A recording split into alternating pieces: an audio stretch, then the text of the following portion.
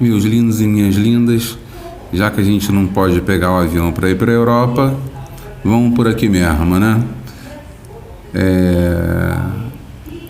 Vamos começar falando sobre a Europa, sobre os aspectos físicos e naturais da Europa. Essa aula sobre aspectos físicos e naturais, dividir em duas. Hoje a gente vai falar sobre relevo e hidrografia.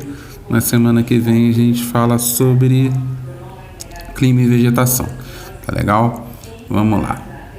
Localização da Europa.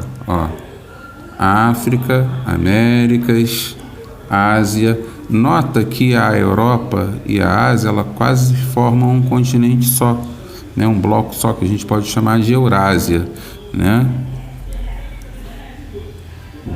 Embora formem um só bloco continental chamado Eurásia, Europa e Ásia são continentes diferentes por conta de diferenças históricas e culturais, né?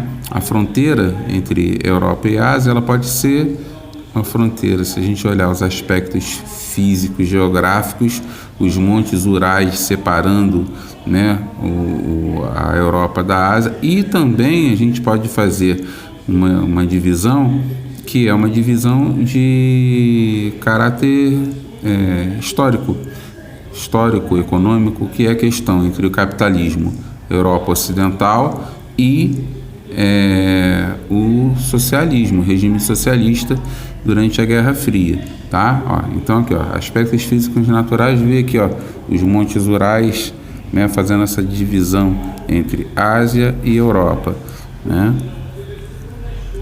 E aqui, a Europa no pós-guerra, a Europa Ocidental e a Europa Oriental, né? A Europa Oriental, os países de influência socialista, tá?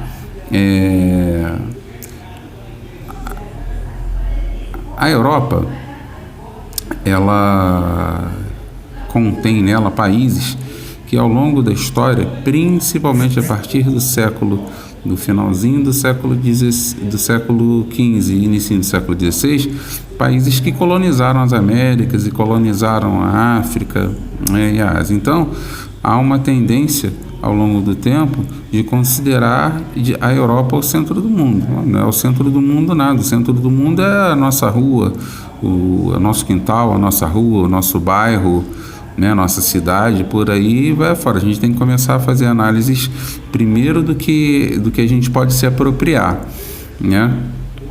Mas esse conceito que perdurou durante muito tempo é um conceito que vem dessa questão da Europa, de países da Europa colonizarem outros continentes, né? Os portugueses colonizaram o Brasil, os espanhóis, grande parte da América Latina, os ingleses, América do Norte, por aí vai afora, né?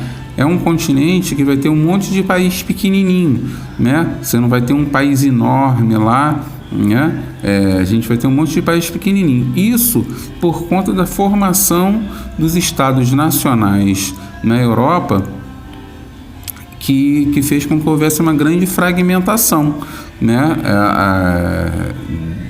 desse território.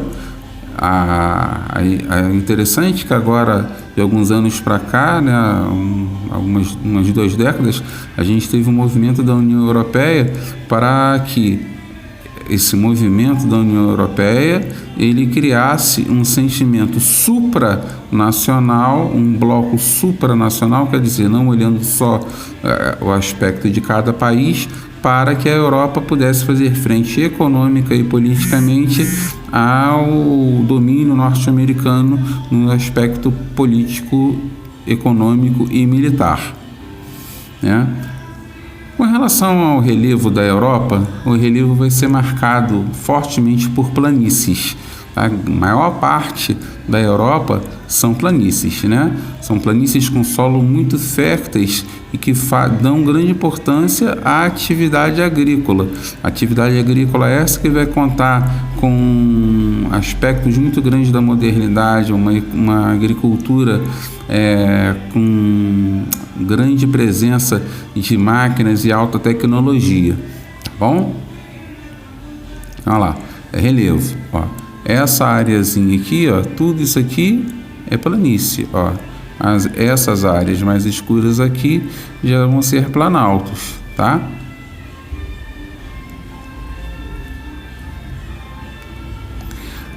a gente vai ter a presença de alguns maciços, tá, de formação geológica antiga, tá, que mais marcadamente nas Ilhas Britânicas, aqui ao norte, onde fica a Escócia, na Escandinávia, Noruega e Suécia, aqui na Espanha, tá, e aqui na França, tá bom? Ó.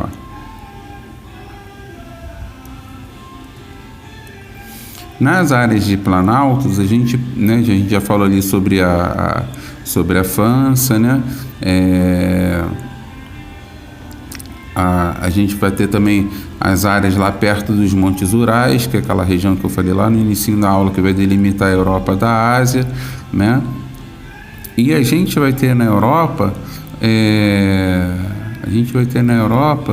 a presença de muitos vulcões, tá? Aqui, ó, Europa relevo, tá? Isso aqui a gente está vendo o outro slide que fala das questões dos terremotos e dos vulcões, né?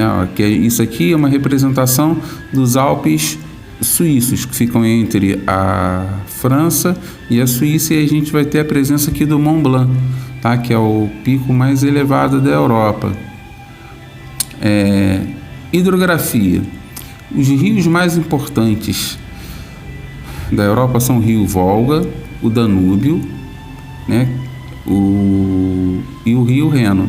São rios que na maior parte do seu trajeto são rios navegáveis, o que vai fazer com que a hidrografia favoreça muito o transporte por navegação por toda a Europa, tá? Ó, o rio Volga é o mais extenso da Europa. Ó, vem desembocar aqui no Mar Cáspio. O rio Reno. O rio Reno, ele não é o maior, mas ele é o mais importante rio da Europa, uma vez que ele vai atravessar. Ele passa pela Alemanha e vai desembocar aqui na Holanda, tá?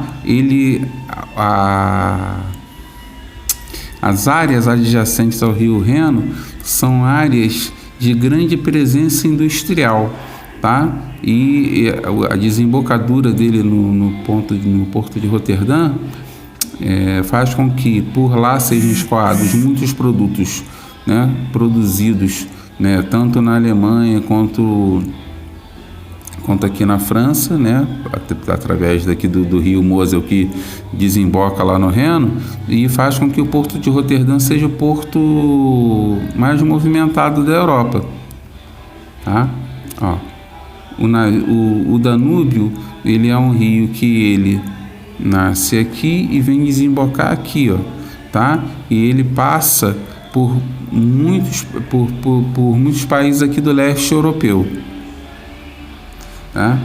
Alguns rios que são menos importantes do que esses que eu citei são importantes de maneira regional porque passam por cidades importantes, como por exemplo o Tejo, né, aqui em Lisboa, né, na capital de Portugal, o rio Tâmisa, que corta Londres, a capital da Inglaterra, o rio Pó, no norte da Itália, o Sena, que corta Paris, tá? O rio Tibre, que é importante na história do surgimento de Roma, né? Aqui a gente vai ter o canal Reno-Meno-Danúbio, que é um canal que foi construído aproveitando, né, o curso desses rios, tá? E que desemboca lá no porto de Roterdã. Esse canal ele é extremamente importante economicamente, né? Porque através dele você vai ter o escoamento da produção de vários países que estão adjacentes a esse canal, ó, os países do leste europeu, Áustria, Alemanha, até chegar lá na Holanda, tá bom, meus amores, tá? Aula que vem, clima e vegetação. Beijo grande, fiquem bem, aproveitem o final de semana.